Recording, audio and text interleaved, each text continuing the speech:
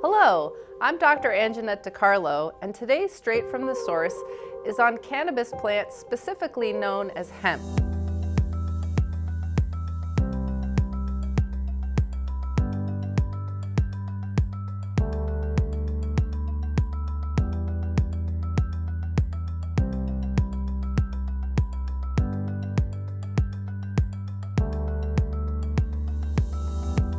Hemp is currently a hot commodity, but there's still a lot of confusion as to what the difference is between hemp and marijuana. It's important to differentiate this because you cannot get high or intoxicated from hemp. Therefore, we want to remove any stigmas. Now, both terms, hemp and marijuana, are common terms. They refer to plants in the genus cannabis.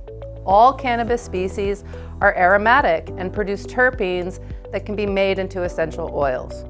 Hemp is the non-psychoactive variety of cannabis. The combination of cultivation practices, genetics, and chemical makeup of hemp separate it from marijuana or the other cannabis varieties. However, if you look and smell these two different cannabis plants, it would be very hard to tell the difference without testing. The laws in the United States define hemp as having very low THC, the component that can cause intoxication. Hemp must contain less than 0.3% THC. Now contrast that with popularly grown marijuana, which contains 10 to 30% THC. The current boom in U.S. hemp cultivation is for isolating CBD oil from the flowers. One of the most well-known uses of CBD is as an epilepsy medication for children.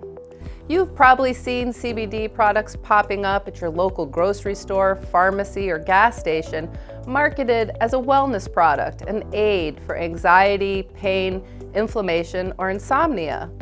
But hemp can also be grown for fiber derived from the stalk, which are used to make textiles, rope, paper, and building materials.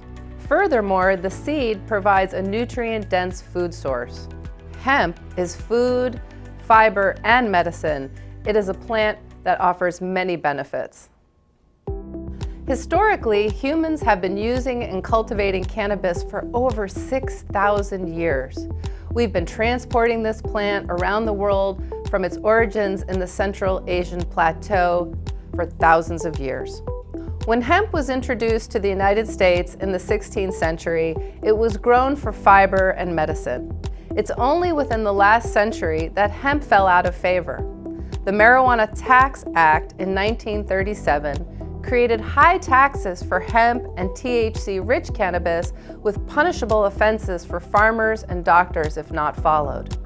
Then, in 1970, cannabis was categorized as a Schedule I drug in the Controlled Substances Act, which spelled the end of hemp production in the United States. In the late 1980s and early 1990s, cannabinoid receptors were discovered in the human brain. These naturally occurring receptors bind with phytochemicals in cannabis plant that work to regulate homeostasis. These scientific findings led to a revival between 2000 and 2018 for legal medical cannabis on a state-by-state basis. In 2018, the U.S. passed the Federal Farm Bill, removing hemp specifically from the Controlled Substances Act. This opened the door for any state in the U.S. to grow and process hemp while being in compliance with federal law. The USDA is tasked with regulating hemp cultivation. 2019 was the first federally legal growing cycle, and later in the year they released interim rules on the production guidelines. Like any new industry, it will take time to evaluate and have the best policies in place. It's complicated by the fact that only hemp, due to its very low THC content, is legal while other cannabis varieties are still federally illegal. Another layer of complexity is that some states have legalized all cannabis, including hemp and high THC varieties, for medical or adult use. These complexities make for a dynamic policy, regulatory, and implementation environment within the U.S., but also in the growing global market. Hemp is a cash crop. Many family farmers see it as a way out of debt and as a way to save their farms from economic collapse. In 2018, retail sales of CBD were estimated at $238 million. In 2019, it was estimated at $1 billion, and sales are projected to hit $10 billion over the next 4 years. Many farmers want to get in on the green rush, but they may lack knowledge on how to grow it competitively. See, farmers have to ensure their hemp plants contain less than 0.3% THC. Sometimes, due to genetics, environmental factors, and timing, plants can naturally go over this mandated limit. Then the farmer stands to lose the crop if the authorities decide to confiscate and destroy it for being out of compliance. This can leave them financially vulnerable. With many farms already under financial stress, this can leave them in a dire situation, exacerbated by the fact that they can't currently get financing or insurance for their hemp crops. As you can imagine, scientists and cultivators are working on genetic varieties unable to go over the THC limit. As the USDA grapples with farming regulation, the FDA is tasked with regulation of CBD sold to consumers.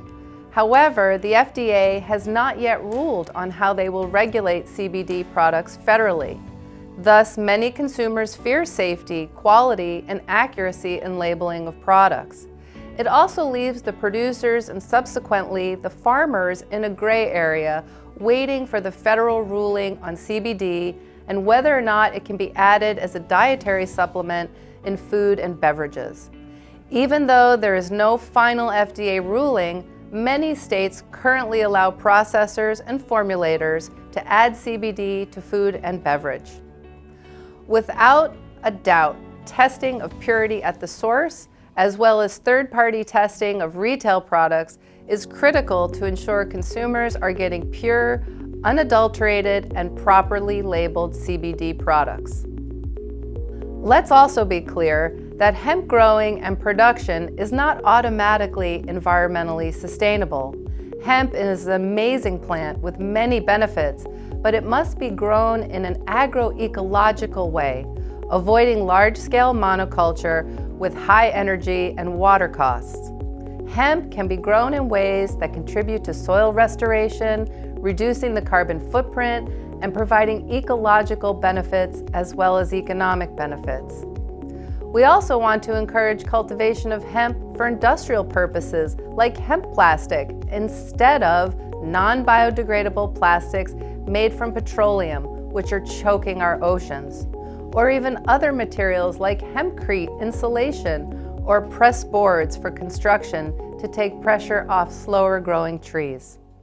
This dynamic, rapidly changing, and beneficial U.S. hemp industry is certainly one to watch, as the international, federal, and state governments, along with the farmers, processors, retailers, and consumers, embrace hemp back into our everyday lives.